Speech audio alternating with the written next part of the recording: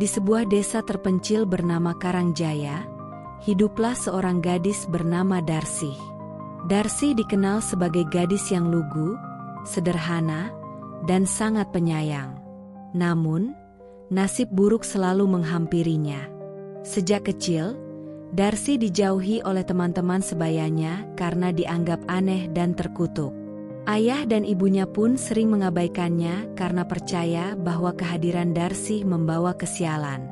Seluruh hidupnya, Darsi terbiasa hidup dalam kesepian. Meski demikian, Darsi tak pernah membalas kejahatan orang-orang. Ia selalu berusaha tersenyum, walaupun hatinya sakit. Ia lebih suka menyendiri, pergi ke hutan di dekat desa untuk menghabiskan waktu di bawah pohon besar yang dianggap angker oleh penduduk. Bagi Darsi, tempat itu justru memberikan ketenangan. Di sanalah ia sering berbicara dengan dirinya sendiri, meratap kepada alam, karena tak ada seorang pun yang mau mendengarnya. Suatu hari, Darsi jatuh cinta kepada seorang pemuda tampan bernama Surya. Surya adalah anak saudagar kaya di desa itu. Tak seperti yang lain, Surya sering tersenyum ramah dan memberi perhatian kepada Darsi. Ia kerap berbincang dengannya di pasar, bahkan mengantarkan hasil panennya. Gadis itu jatuh hati dan mulai memendam perasaan, membayangkan kehidupan bahagia bersamanya. Dalam setiap langkah Surya, Darsi melihat secercah harapan bahwa mungkin hidupnya takkan selamanya kelam. Namun, kebahagiaan itu tidak bertahan lama. Ternyata, perhatian Surya hanyalah kedok belaka. Malam kelam tiba saat Darsi sedang menimba air di sungai di dekat hutan. Angin bertiup kencang, dan suasana malam tampak mencekam.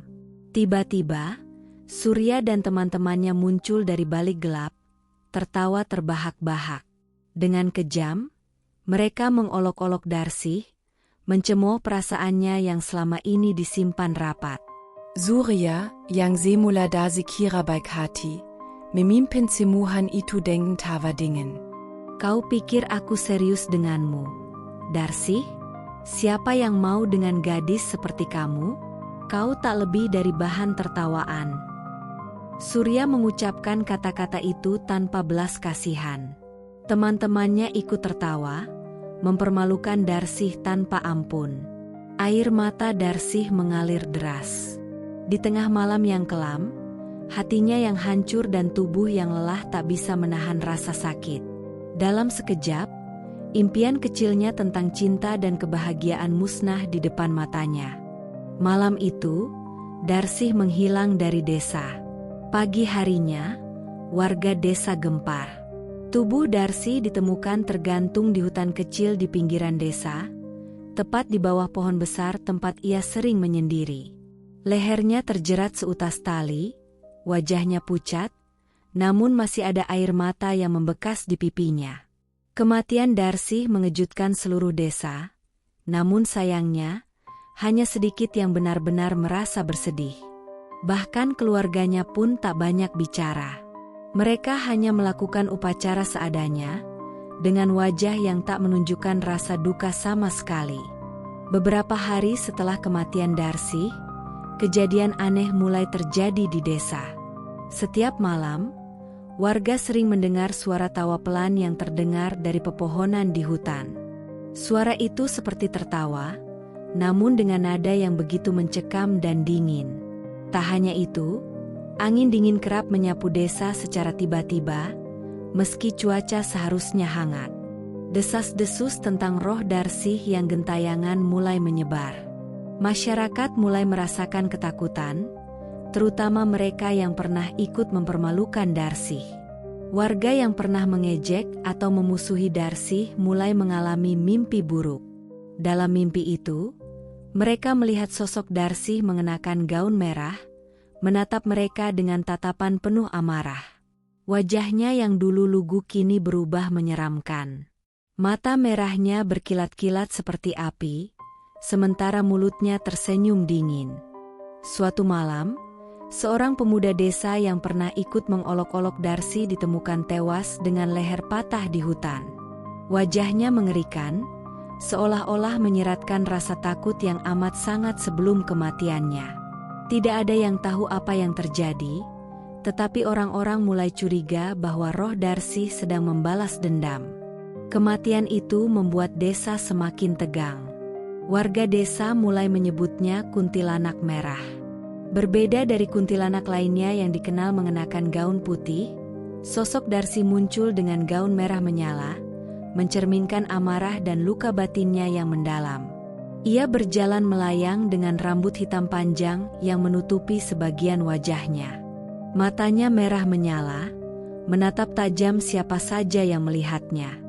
Tawa dinginnya menggetarkan siapa saja yang mendengarnya.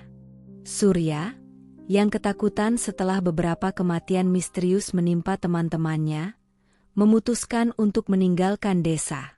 Ia merasa bahwa kuntilanak merah adalah balasan atas perbuatannya terhadap Darcy. Namun, pada malam ketika ia hendak pergi, ia dikejutkan oleh sosok wanita berpakaian merah yang berdiri di depan pintu rumahnya. Wajah Darcy, yang dulu ia ejek dan permainkan, kini menatapnya dengan tajam. Surya. Suaranya menggema di dalam kepala Surya, membuat lututnya gemetar. Surya mundur ketakutan, tetapi kakinya terasa berat. Seolah-olah ada kekuatan tak terlihat yang mengikatnya di tempat itu. Surya mencoba lari, tetapi tidak ada tempat yang cukup aman dari kemarahan kuntilanak merah itu. Darcy yang sudah berubah menjadi roh jahat menghantui Surya hingga ke sudut tergelap rumahnya. Ia berbisik pelan namun mematikan di telinganya, "Kau yang menghancurkan hatiku. Sekarang, rasakan akibatnya." Malam itu, Surya ditemukan tewas tergantung di langit-langit kamarnya, sama seperti Darcy dulu. Wajahnya tampak penuh ketakutan, dan mata merah darahnya terbuka lebar. Meninggalnya Surya menyisakan misteri yang dalam, tetapi bagi warga desa, semuanya sudah jelas, ini adalah balasan dari kuntilanak merah. Setelah kematian Surya, desa Karangjaya tidak pernah sama lagi.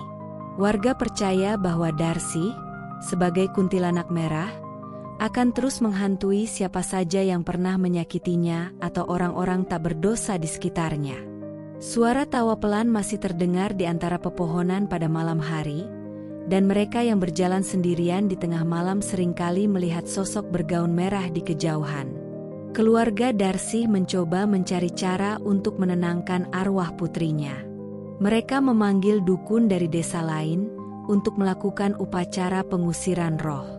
Dukun itu menyarankan agar mereka melakukan ritual pemanggilan arwah dan memohon maaf atas segala dosa yang telah dilakukan kepada Darcy. Namun, setiap upacara yang dilakukan selalu gagal. Darcy sepertinya tidak ingin pergi, seolah-olah ada sesuatu yang masih mengikatnya di dunia ini. Kini, nama Darcy dikenal bukan lagi sebagai gadis terbuang, tetapi sebagai sosok yang menuntut balas atas luka hatinya, kuntilanak merah yang tak akan berhenti hingga semua yang menghancurkannya merasakan kepedihan yang sama. Di antara bayangan malam, gaun merah Darcy berkibar dalam kegelapan, menjadi peringatan bahwa luka hati yang dikhianati bisa memanggil kekuatan yang jauh lebih berbahaya daripada kematian. Masyarakat tak lagi berani meremehkan seseorang, karena siapapun bisa menjadi Darcy berikutnya. Seseorang yang menuntut balas dari dunia yang telah mengkhianatinya.